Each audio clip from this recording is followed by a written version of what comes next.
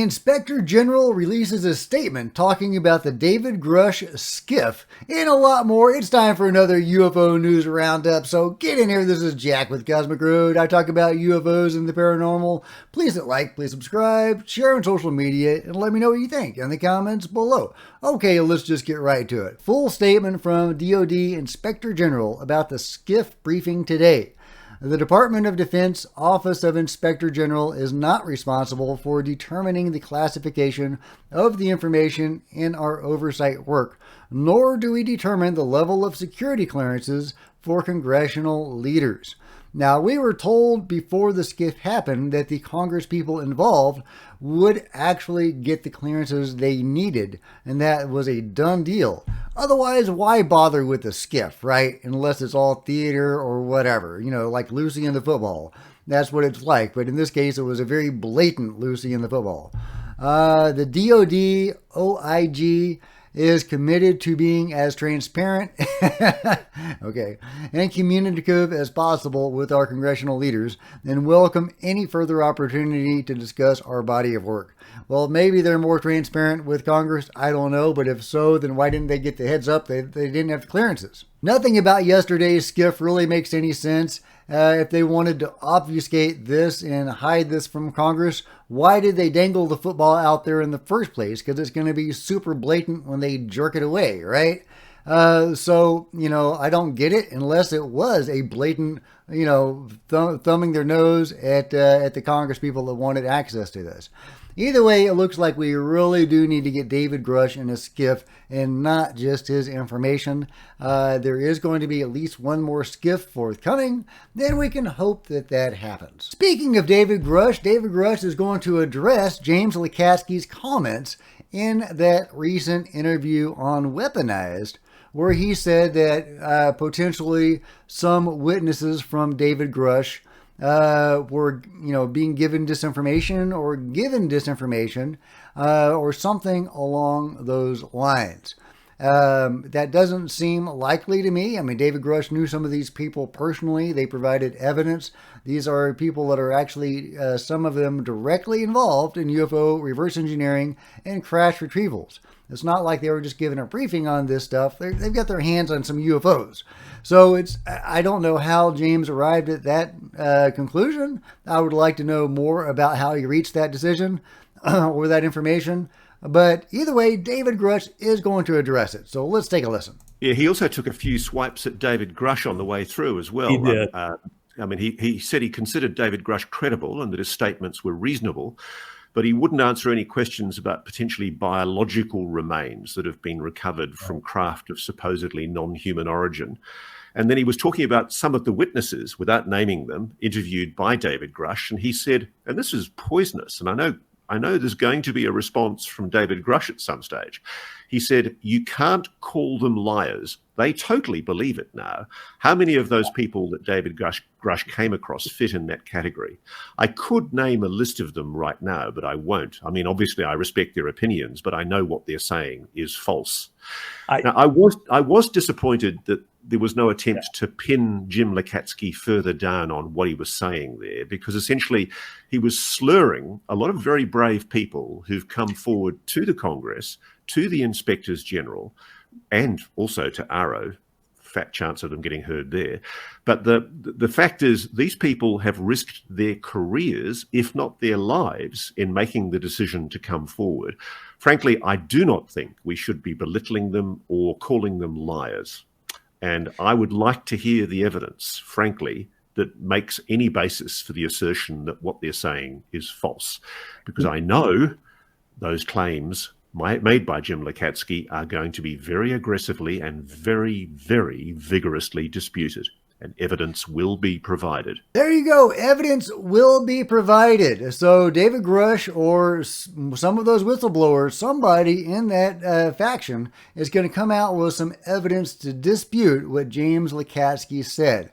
And I can't wait to see it, and I look forward to the conversation with James to follow. Will he backtrack? What will he say in response to that? Will he fight that new information as well? Why exactly is he resistant to this information? Is he read into the control group? I suspect that he might be read into some program or other.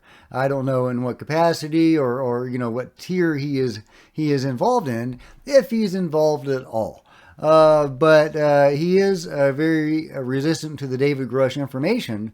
Then I have to wonder why. In other news, this is really cool. Check this out. On November 7th, a Peruvian, and that might be, to coincide with the Mexican UFO hearing. On November 7th, a Peruvian university will publish its official paper asserting that the Nazca mummies are indeed non-human entities. Ooh, that's juicy.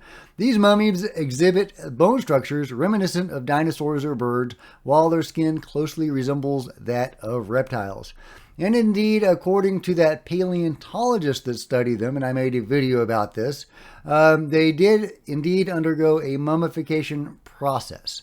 And if they were indeed mummified, if they were genuine mummies, well, you're not going to mummify a doll. You can't remove organs, etc., from a doll. So, and if that is true, and we need more corroboration that that is true, we can't just rely on one paleontologist to tell us how it is. We need more paleontologists and more scientists to investigate that. But yeah, if they were actually mummified, and if those eggs found in at least one of those specimens' abdomen are indeed of no known variety of egg, to me that solidifies them as non-human. Now, does that mean they're full-on alien or they're hybrids? I don't know. I would love to know. We need more eyes on this. We need more science on this. But it does look like more science is happening, and that's awesome. Can't wait to see it. Okay, now moving on to Arrow. I talked a little bit about this, but I didn't go into any real detail about the substance of what the Air Force nuke officer David Schindel was saying about his experiences with Arrow. But he did have some really interesting things to say. I got, more interested in how he saw, or at least information came out that, I don't know if he was the one that found that out, but about the information about Sean Kirkpatrick's secret advisory board, and how at least two members of that board may be members of the UFO control group or gatekeepers to that group, and how Kirkpatrick had been hiding that from Congress. So I got a little sidetracked by that information, which I think is very juicy and very interesting and important, and I lost sight of David Schindel's information. So let's go over that. How did he interact with Arrow? What was his experience like? He says Arrow was not recording the testimony. They're not even recording this stuff. Arrow was given David Schindel's name. Arrow didn't seek him out. Interesting.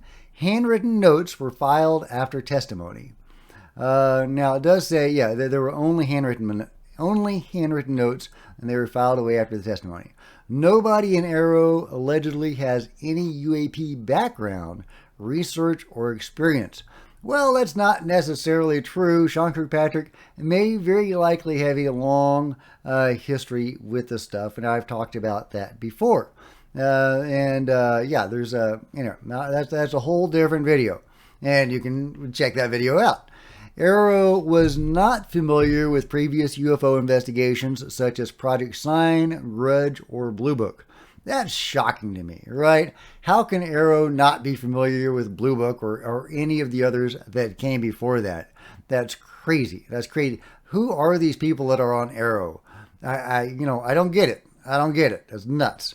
Arrow was familiar with David Schindel, with the David Schindel book, though. And there's a link. I've already linked to the full interview talking about the secret committee with Sean Kirkpatrick. But that is really interesting, just how sloppy Arrow seems to be and how uninformed they purport to be about the UAP history. Meanwhile, someone is firing back against claims of MH370 being a hoax, and they have a new take on why they think it is a hoax. And there's a new rebuttal for that take. I almost hate to talk about MH370 because every time I do, comments get deleted. I lose subscribers. They just vanish. So yeah, please check your subscribership and make sure you're still subscribed if you're a subscriber. And if you're not, please consider joining the channel, becoming a subscriber. But yeah, so this person who claims that it's a hoax says, notice the airplane is stabilized, but the contrail is not. This is what happens if you start with an authentic video of a plane and digitally remove it, but you don't do a careful job of stabilizing the original before dubbing in the fake plane and orbs.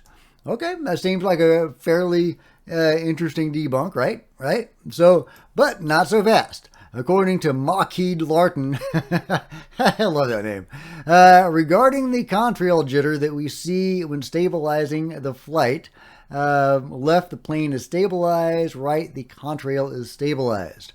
And look close and you can see the contrail motion follows the turbulence. So look at that. I'm trying to enlarge it. I don't see a way to enlarge that.